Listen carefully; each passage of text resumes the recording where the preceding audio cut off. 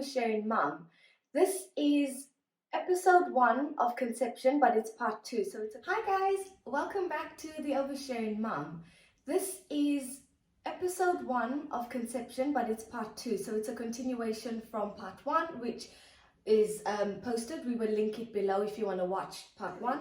Well, basically the first episode was so long. We had so much to say, and then we realized we have even more to say. One of the major things that is part of my journey, and I still have today, is polycystic ovarian syndrome. It's still, did you say it's still ongoing? Yeah, so I basically have cysts on my ovaries. And I don't know, I think that is partly what causes the pains I was having. One of the consultants did mention my pituitary gland. So they said that this was excreting too much of one hormone and suppressing another hormone, and that was affecting fertility. So the hormones weren't balanced. So it's not always the women that have issues.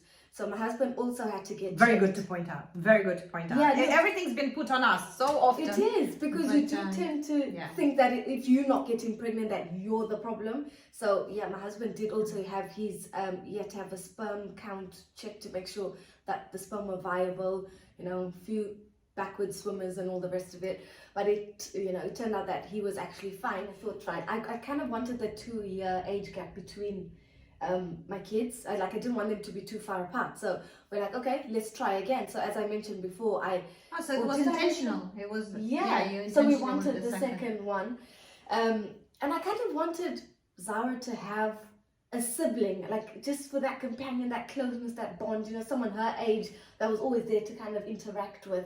I'm just curious from your point of view as a parent. I understand wanting a sibling for Zara, but was your experience with Zara so positive and wonderful that you were like, yeah, it's not going to be that hard. Like, how much harder can it be? It's fine. We'll just have another one. I wanted to defy the odds. People always say the minute you have a second one, it all changes.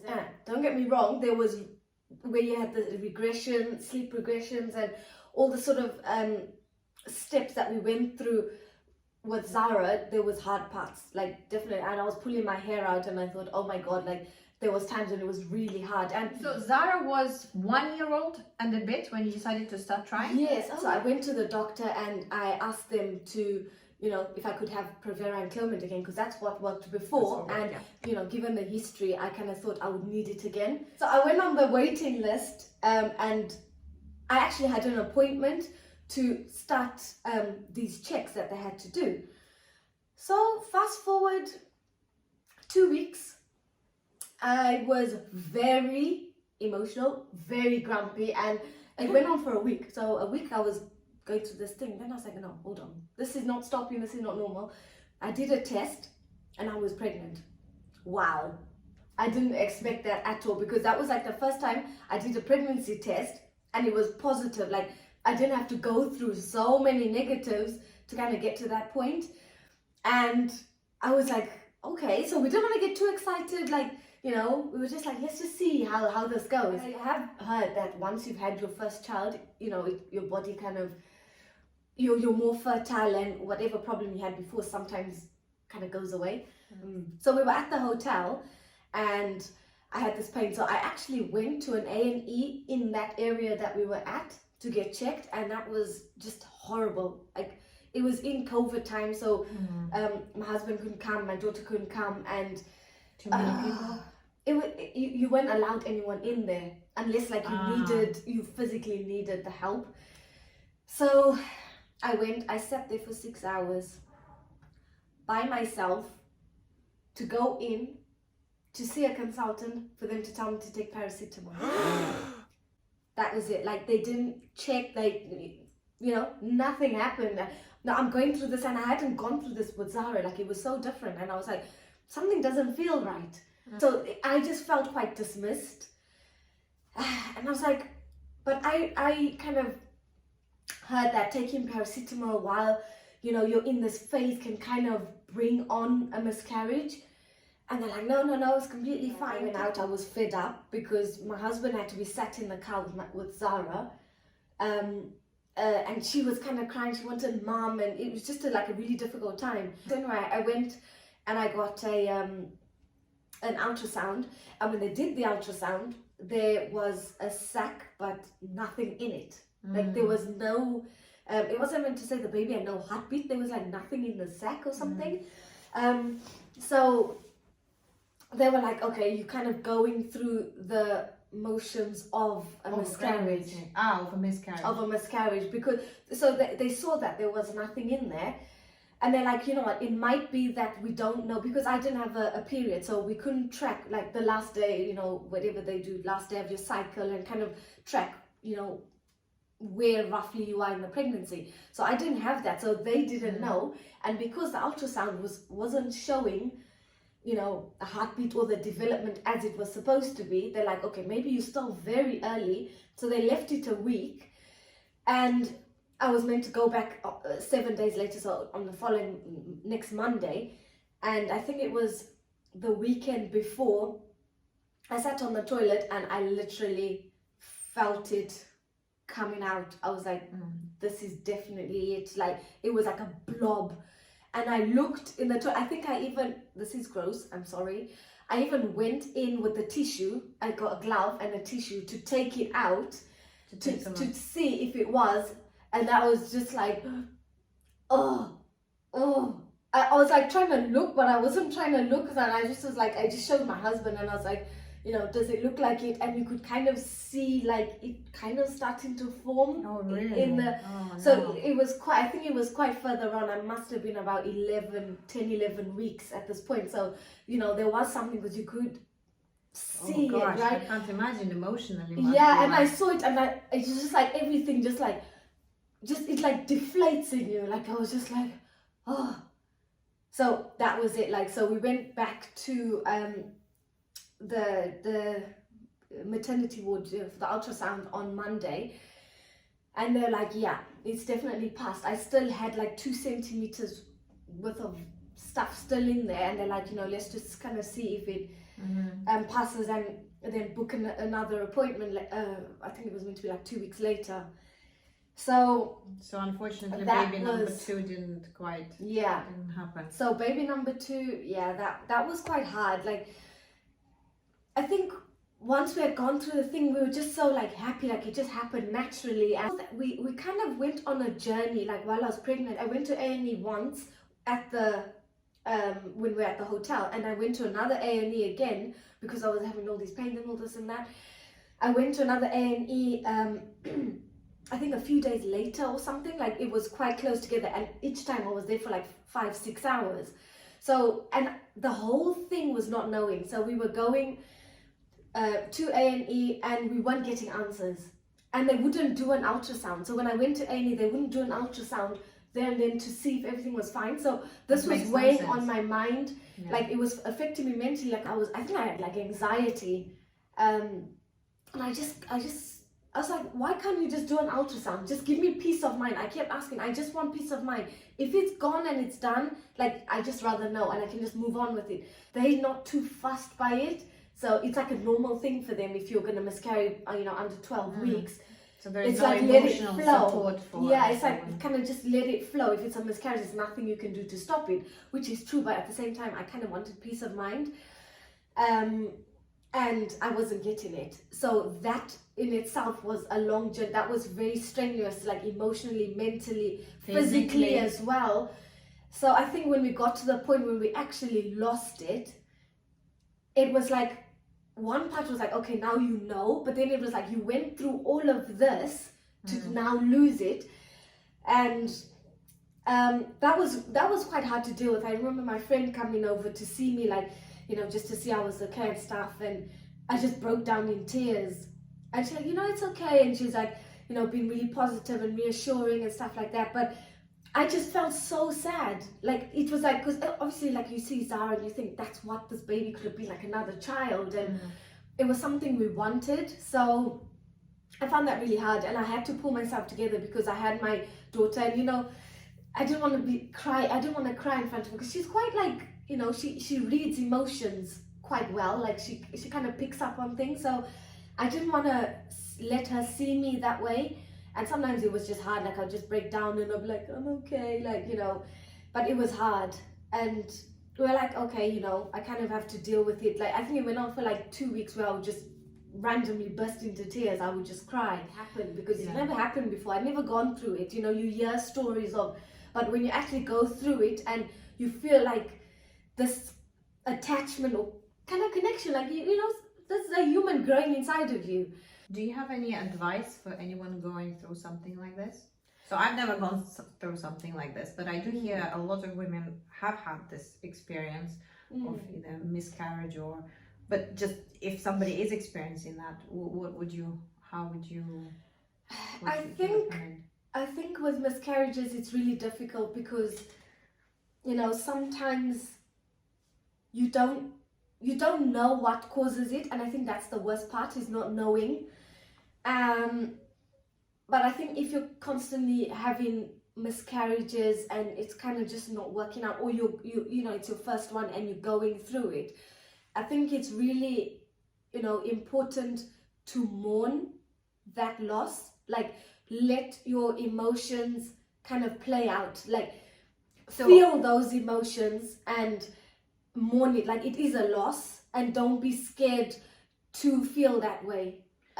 So I think let those emotions ride out, but then do pick yourself up, and I think you will have to kind of snap out of it because it can prolong, and you know, you can just stay in this place, especially if, you know, it's something you've wanted, or it's maybe your first one, or you haven't got any kids and you keep miscarrying. Like, it's a lot to deal with. So do allow yourself to feel those emotions, and I think you should have like a really good support network. Have someone to talk to, you know, sometimes even just a cuddle where you're just in tears, like you in birth, and someone just cuddles you, and sometimes that's all you need. It's just that reassurance that it's gonna be okay. Or, you know, just sometimes even when people say, you know, it's gonna be okay, in that moment you might not feel that way. If it's a long journey, do try and seek out help from a professional. You know, if you have an anxiety, or you know, find it really difficult to deal with emotionally, mentally. I think it's actually really good advice. I haven't even thought of it, but what I've heard based on the story is that the doctors are so concerned with the physical side of things. I think that it's possible that the emotional side is neglected, and therefore if you do mourn, and if you maybe even do like a little ceremony somehow as a way of saying goodbye, then I think you would be taking care of that other side that the doctors are just not providing. So it just feels like it's a disconnect. Like for medical professionals, I guess they see so many people that they really just trying to be technical and okay, you don't need this, that's fine, that's it, you've lost your baby, go. Whereas of course for each person it's an emotional trauma, not just a physical one. So I think that was actually really excellent advice. I like that a lot. So then you yourself, you let it complete go. The process. You complete this process to kind of let go, to move forward.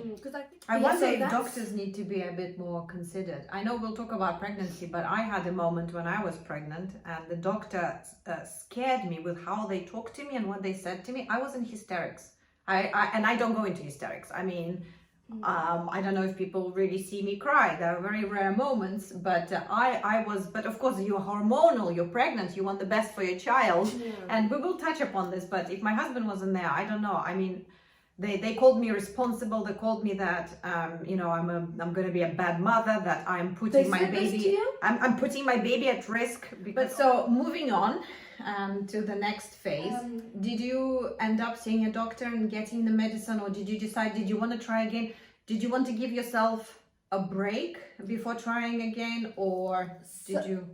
So after the miscarriage, they said don't try for 8 weeks, you know, let your body kind of flush everything out, heal, and you know, it's a lot to deal with emotionally and mentally. So, you know, let everything so more emotionally and mentally, not just physically, and physically as well. So kind of just let it all kind of settle. I remember someone saying like a week or two after having a miscarriage you're more fertile. So I was obviously worrying about the waiting list and when it's gonna next happen, like if I miss my window, you know.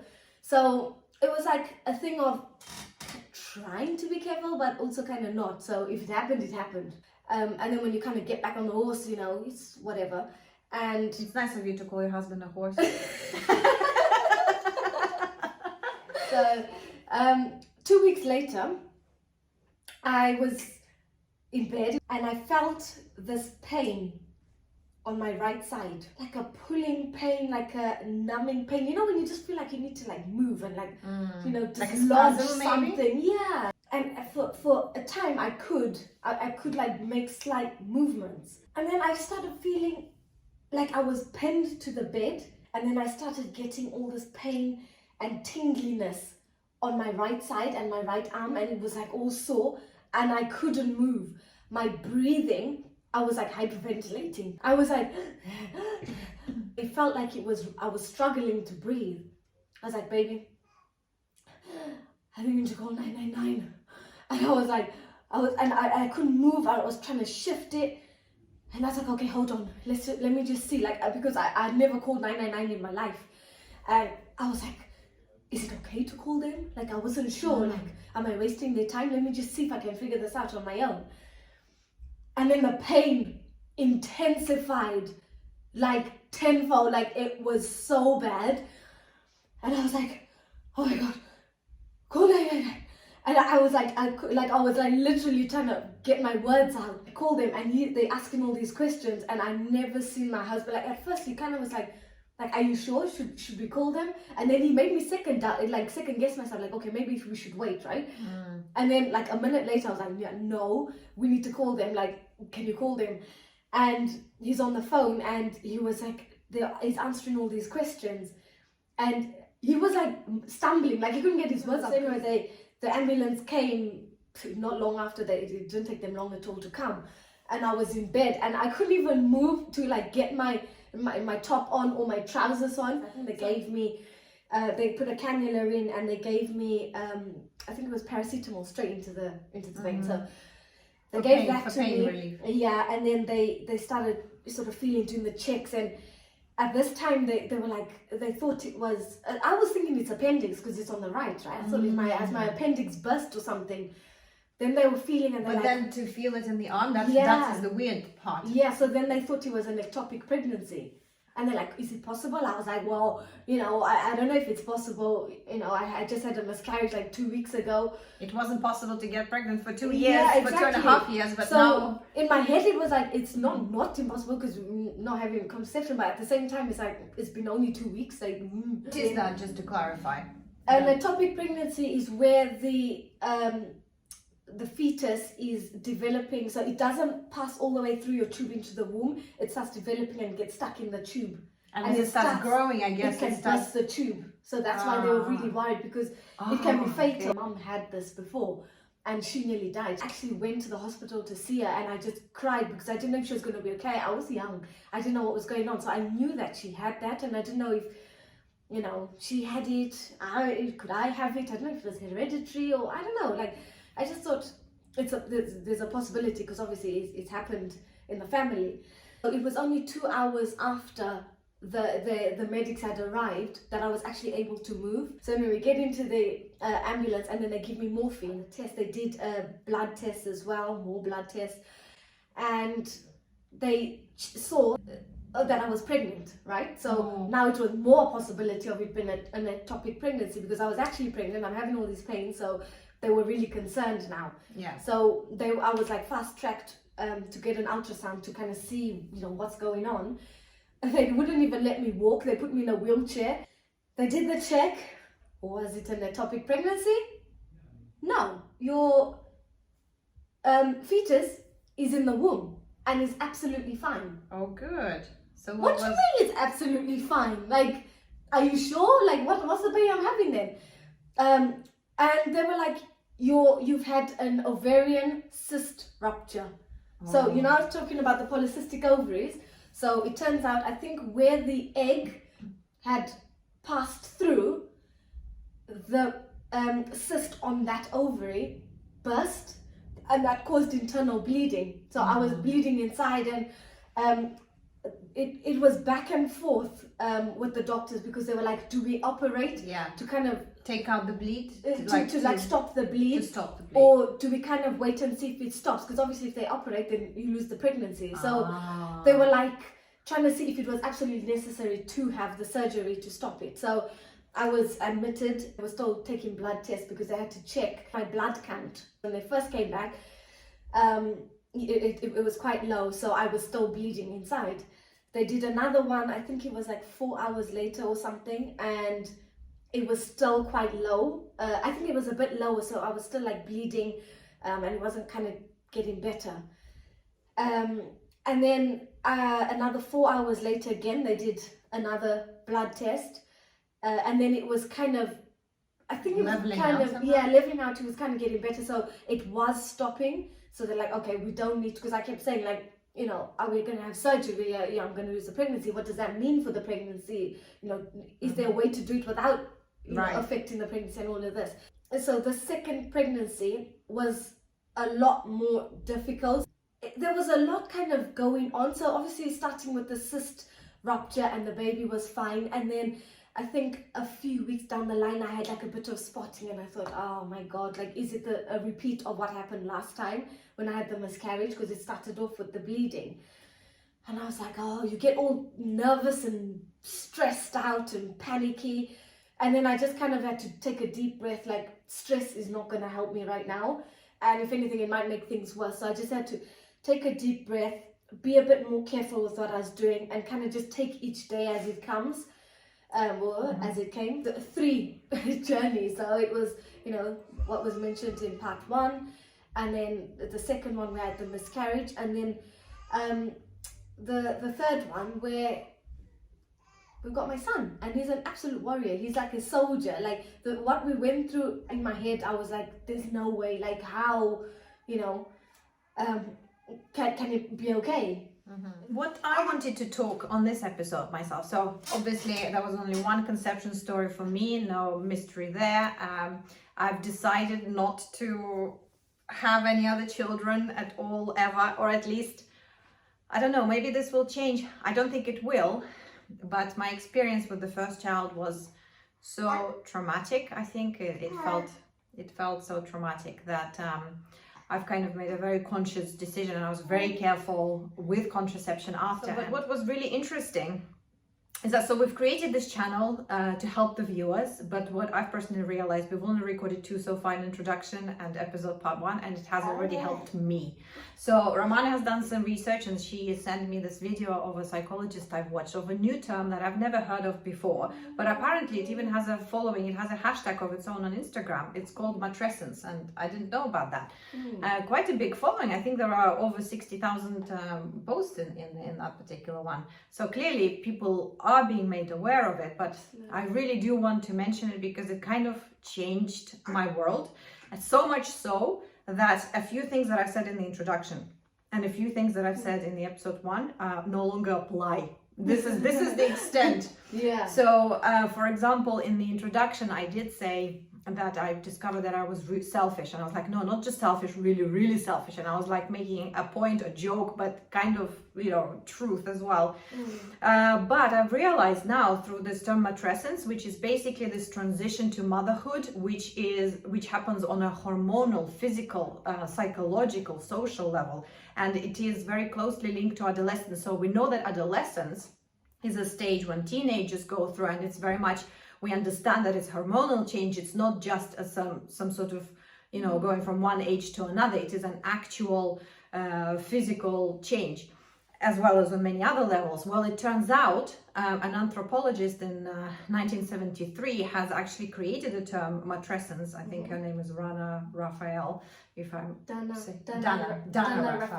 Raphael, thank you. Yeah, so she created this term matrescence, which actually is like adolescence but matrescence. So it's a similar sort of process, only transitioning into motherhood. So what did this mean to me? So this hardship that I've experienced is basically this transition. If I was made aware of it, I would have had a much easier journey, because I felt shame, I felt guilt, I felt horrible that I was feeling that way, and I was feeling like I was being a bad mother, and therefore this feeling of selfishness was sort of exaggerated, because of this contradiction of wanting to do the best for my child, but also wanting to be who I used to be. You know, this still having that identity, having not let go of the identity that I had as me before becoming a mother. And so I've realized that it wasn't really selfish, it was just this contrast. It was this contrast of the pull and the push. Yeah, exactly. So the pull, as was explained by the psychologist lady in the video, is basically because our babies are so vulnerable compared to all other animals. You know, they can't walk, they can't feed themselves, and so biologically, we are programmed in a way as to make our baby the center of our universe, right? So that's the pull. But the push happens mentally, because we are kind of also rejecting the situation, because we still want to keep our identity, we still want to be who we used to be, or however we used to identify. So there is this shift, and there is this stage that we kind of need to understand, deal with, and then eventually embrace, but also somehow, you know, morph into somebody else where the baby can still be super important, and where you can be have your own identity, just a different one, an adjusted one. It's like a compromise in a relationship. It's like you're compromising, I guess, in that sort of situation. Suppose you lose yourself when you become a mother, and that's the pull, or the push rather. It's because you're trying not to lose yourself. Yeah, exactly. So for me, in the episode 1, part 1, I also mentioned that it was such a traumatic experience that it's like, I've made this joke that if a woman isn't going through a postpartum depression after giving birth, then something is wrong. So that was kind of my joke. However, I feel ashamed of saying that, actually, because what I've realized is that clinical depression and well, any illness or mental illness or physical or whatever especially postpartum depression, is a very, very serious thing, and I feel ashamed of having even mentioned that it's potentially something that I had, because that is not true. And people who are going through that, you know, they do need a lot of support, they need medical assistance, they need psychological help, etc. So actually, you know, just because I went through this hardship, it was not okay for me to equate it to like this serious condition. And it was,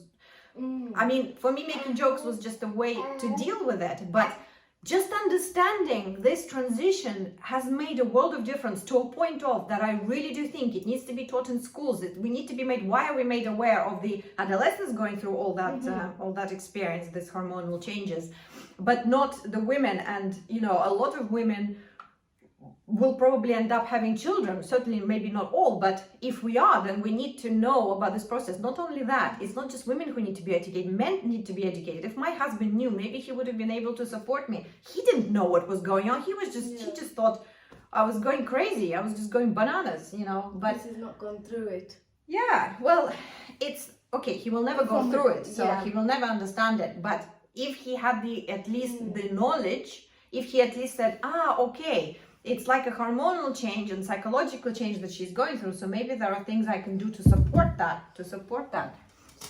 Yeah, so it's like more understanding. More understanding, but what it would have meant is that I wouldn't have needed to put on that shame and that guilt and exaggerate this process to a point of an illness, you know. And I think maybe everybody experiences this process differently, and maybe mine was a bit more dramatic, maybe I'm more sensitive, I'm not sure, so maybe this exaggeration for me was greater than it would be for somebody else. But also it's like, you know, the journey you've described, you really, really wanted children. I mean, it's amazing. And you know, and this is our rainbow baby making an appearance. This is the little one. Yeah, very happy to be on camera. Yeah, to charm the ladies. Yeah. Okay. You're getting shy now. So that was an important discovery for me. It really has changed things. So we've started this channel to help others, but it turns out it's helping us. So I'm learning a lot, and I do want to, this particular term, you know, I really want to spread the word about this. Just by learning about this, it made me let go of this obsession with this hardship and this trauma that, you know, I've been experiencing. It's not making me want to have children now, don't get me wrong, but at the same time, it's making it more, at least what I do have, you know, it makes the experience a little bit easier and more enjoyable. Yes, it's also been time. He's over 3 years old now, so, you know, you do have time to get used to this this new thing. So this is interesting but it's teaching me things. I'm learning a lot through this process. You know, there is a lot of research we're doing, and it's just like I said, just learning about matrescence has really made such a huge difference that even if I was, you know, seeing someone and getting some help, and I know what it's like. We have psychologist friends, and so I'm not a stranger to talking to psychologists. I think one of the first times I've even had like a session, because we just were surrounded, and my sister studied child psychology. You know, I think I was like even 9 or 10 years old, so it was just something that fascinates me in general. But the point is, I don't think I've had such a breakthrough even with speaking with psychologists or having sessions and things like that as I did just by learning a term, matrescence. It's just ridiculous. You would think, oh, just defining it, but it wasn't that. It almost gave permission to what I was feeling. It wasn't just a label. Yeah, it gave a profound understanding, and it made me even appreciate people that do have clinical depression and who do experience postpartum depression, because it's actually a really horrible place to be. So we will be creating some free materials to help you, and one of the first things we're going to do is like a checklist that we wanted to create specifically for conception topic. So we wanted to create a checklist where you could go through, if you're considering to become a mother, to maybe thinking to get pregnant. I think it might be just a useful thing to go through on a, you know, just to ask yourself certain questions, and just to be sure, because like what I've discovered is that I didn't ask the right questions for me, and I think that's why, because becoming a mother is such a serious experience, as we've said, matrescence, you know, that you have to really want it. You have to be really ready for it. And I think my hardship was exaggerated by the fact that I wasn't fully ready, or maybe didn't quite, I mean, I can't say that I didn't want it, because I have an amazing son, so I can't complain. But I think at the time, at that particular moment in time, I wasn't quite there. And so I think it just made it that much more difficult. And we'll keep on, if you like, you know, our checklist that we will be creating. We will be creating a lot more support material for you. Thank you for joining us for this episode 1 part 2, where we've been exploring conception and talking about our personal experiences. Hopefully something made sense, something was useful that you can take away from this.